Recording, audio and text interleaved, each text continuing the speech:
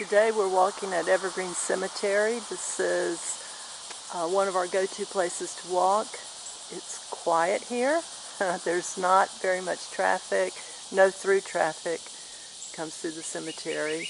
This is the oldest continually operating cemetery in the city. It's here on Main Street in Jacksonville. These are the holding vaults. At one time they used these to hold the caskets awaiting burial. There was a depot that ran through the city, or from the city into the cemetery, and people would often come on Sunday afternoon to socialize. 1881, the first burial was done here. Hey, I'm walking here at Evergreen Cemetery. It's in Jacksonville. Nice and shady, quiet, really pretty place to walk. If you're not from the South, you're probably not familiar with live oaks, but they're got to be one of the most beautiful trees ever created. Big and provide lots of shade, which is what we're looking for.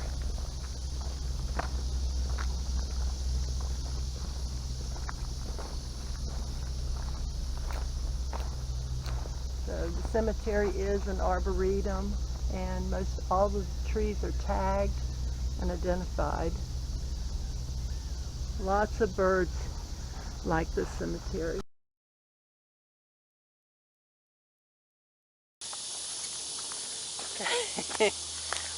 We have dueling cameras here.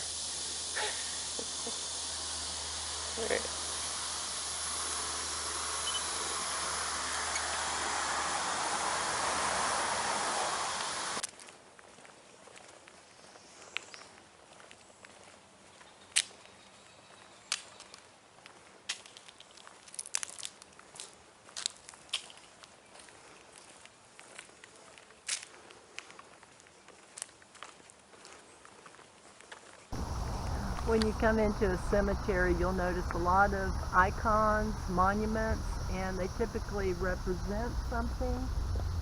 Crosses, there's all types of variations of the cross, which of course represents Christ and eternal life. You'll see urns. These are taken from the ancient Egyptian urns, and they represent eternal life. Then we have columns and benches. The benches are provided basically for rest in the cemetery. It used to be very social to come to the cemetery and picnic even on a Sunday afternoon.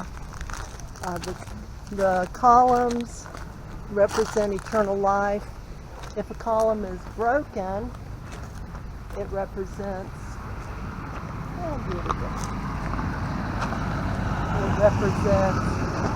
broken. You know, life is broken. And then in this cemetery, as well as a lot of them, you'll see the obelisk, different variations of that. And that represents heaven, pointing towards heaven, pointing towards God and eternal life.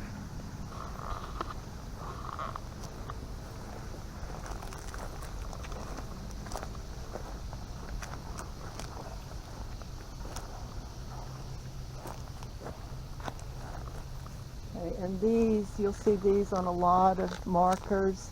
They represent the Masons. And this is an Eastern Star. So check out markers. It tells a lot about someone's life. Okay, Herbert Ian Campbell was born in Berhampore, India. June 10th, 1872, died in Jacksonville, Florida, March the 10th, 1926, beloved by all. I'd be curious to know why he has an alligator, or maybe that's a crocodile, on his marker.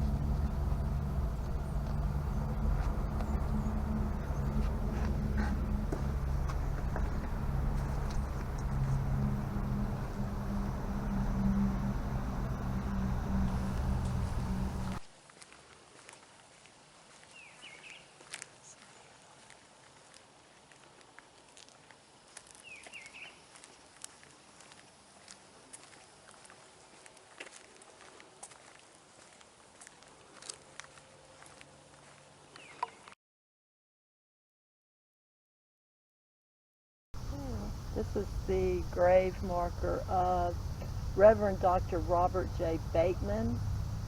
He was born in England, became a Baptist minister, and he lived in Jacksonville. He ministered to the people of the La Villa area of town. And in 1912, Bateman had been visiting relatives with his sister-in-law, Mrs. Ada Balls. They embarked on the Titanic and traveled second class. And of course we know what happened to the Titanic. His sister-in-law, Ada, recalled these words: "Brother forced me into the last boat, saying he would follow me later. I believe I was the last person to leave the ship. Brother threw his overcoat over my shoulders as the boat was being lowered away, and as we neared the water, he took his black necktie and threw it to me with the words, 'Goodbye, God bless you.' Reverend Bateman was lost in the sinking, and the cable-laying vessel, the McKay Bennett, recovered his body. And in May of 1912, his body was forwarded back to Jacksonville, and he was interred here."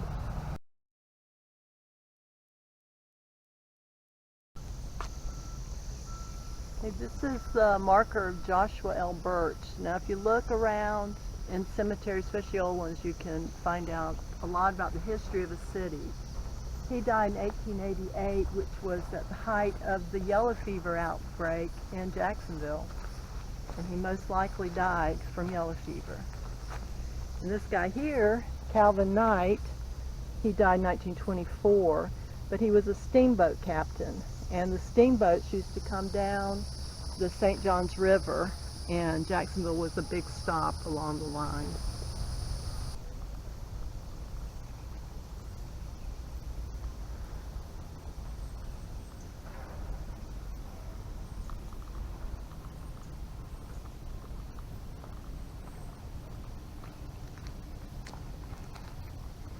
In Evergreen, you'll find a lot of these mausoleums. This particular one was erected by Nina and Arthur Cummer. They are, of course, from the Cummer Art Gallery on Riverside. This was for their baby daughter, Dieta, who died when she was 17 days old. And he made his money from logging, I think, didn't he? Yeah, a lumber mill on the St. Johns River.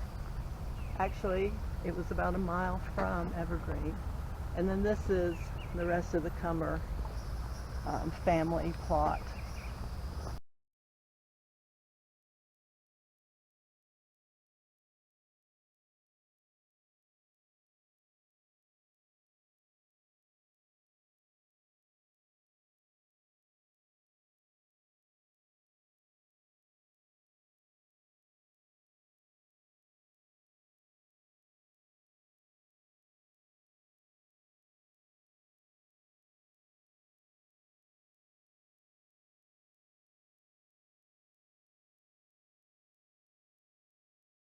It's already June 3rd.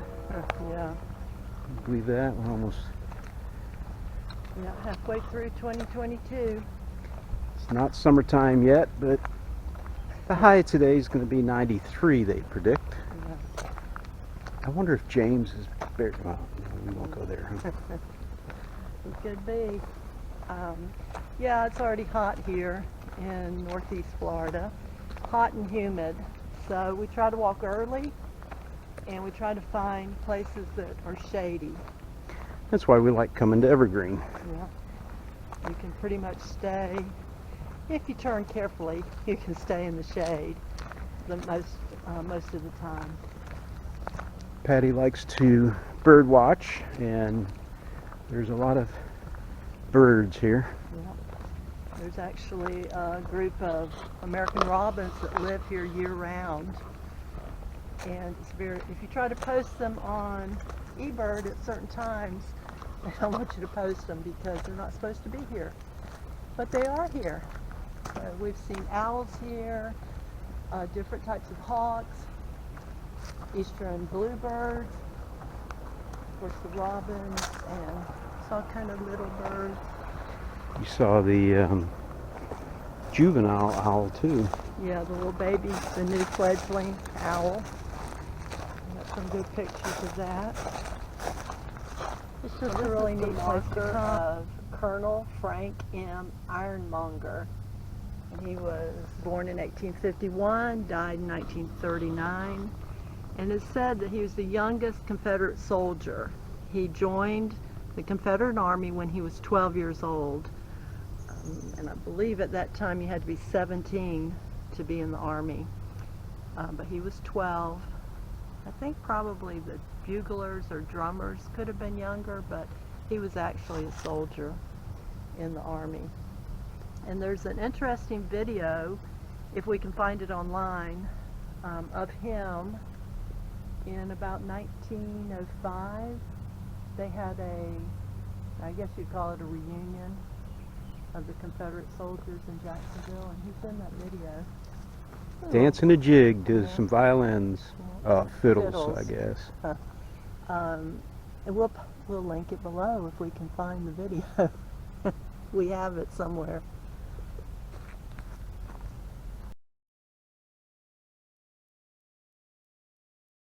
This is one of the newer sections of the cemetery. There's no burials over here yet, so I guess they worked their way over to here. Not as much shade on the side, but They do have a nice walking path through this area. they have prepared for it, and they've posted that Evergreen Cemetery has enough property left that they can continue services and burials for another 110 years, I think is what they had mentioned. They have 170 acres. And there's over 70,000 people buried here now. Yep. Something like that.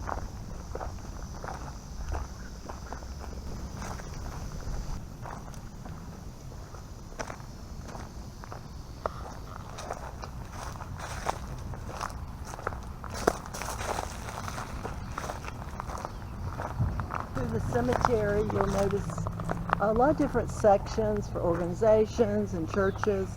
This particular one is a Hebrew Jewish cemetery. The Beth Shalom congregation was established in 1972 to 2011, and I believe the congregation itself has closed down. They do have a time capsule here, which is supposed to be opened in 2022 on the 50th anniversary. You'll see a lot of these little individual burial areas. This particular one is from a lodge, and they afforded members a burial spot.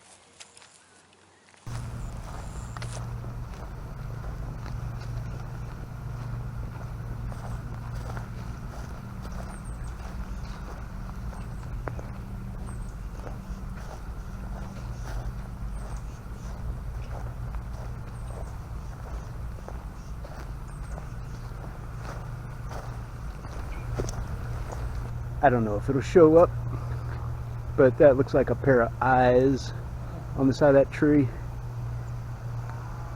Now, would you walk in this cemetery at night?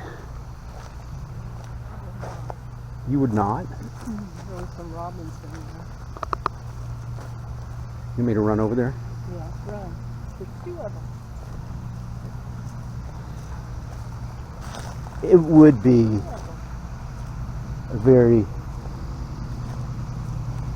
spooky place at night here, I would think. Mm-hmm. No matter who you were.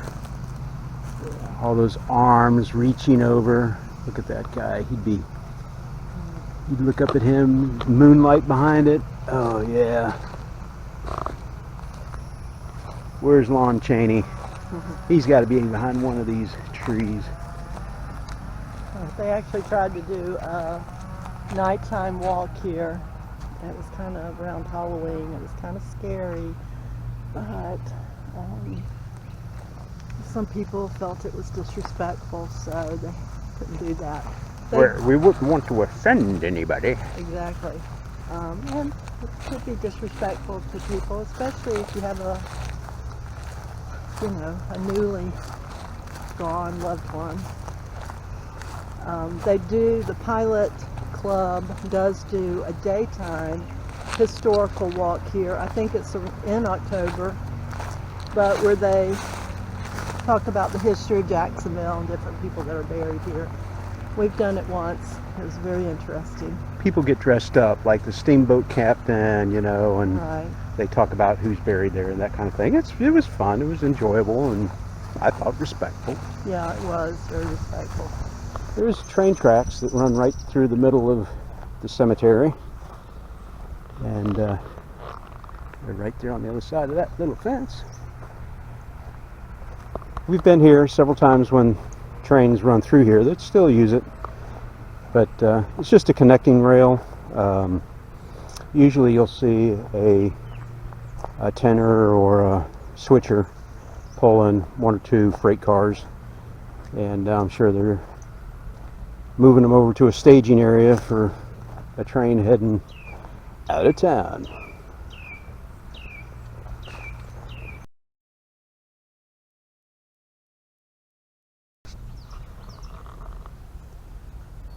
We see a lot of markers like this in this cemetery, as well as other cemeteries where, like nature is just, she's just going to take over. Hey, that tree's over 100 years old. And Yeah, that's what I see.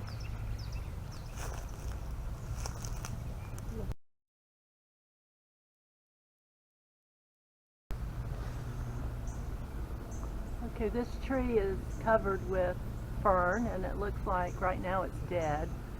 It's actually called resurrection fern, and all it will take is just a little bit of rain, and it will come back to life. Hence the name resurrection. Fern. Fern. Fern? Fern. Well, this is exciting.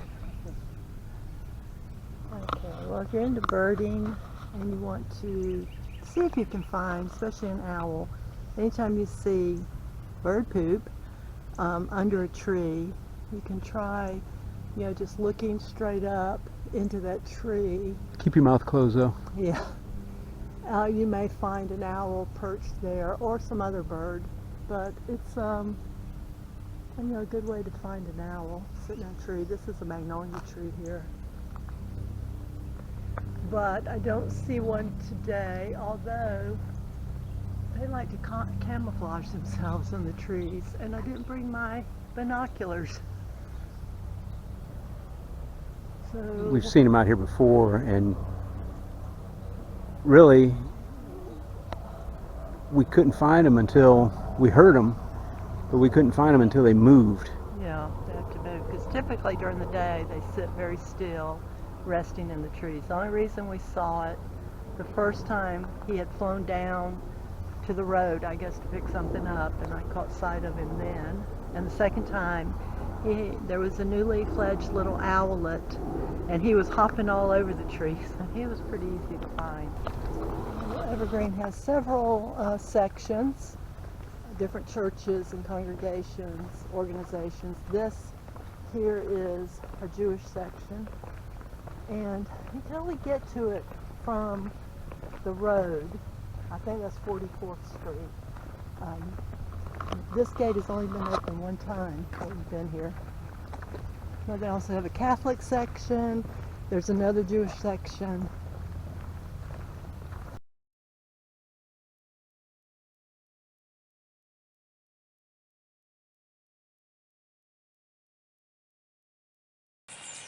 Okay, well, it's hot out here. We're waiting on the noon bells to ring at the cemetery. And we're sitting on the bench, having a snack. Pretzels, peanuts, and raisins. Is this going to be our lunch? Yeah, this is our lunch. No, not really. But anyway, it's nice here in the shade. If you can get in the shade, It's not too bad. There's actually a little bit of a breeze, but we just walked over into the area where it was just sunny and hot. I don't know who to thank for the bench, but thanks. Yeah, thank you, whoever put the bench here. We're in the Holtzford family plot area, so it must have been one of them, but thank you. We appreciate it.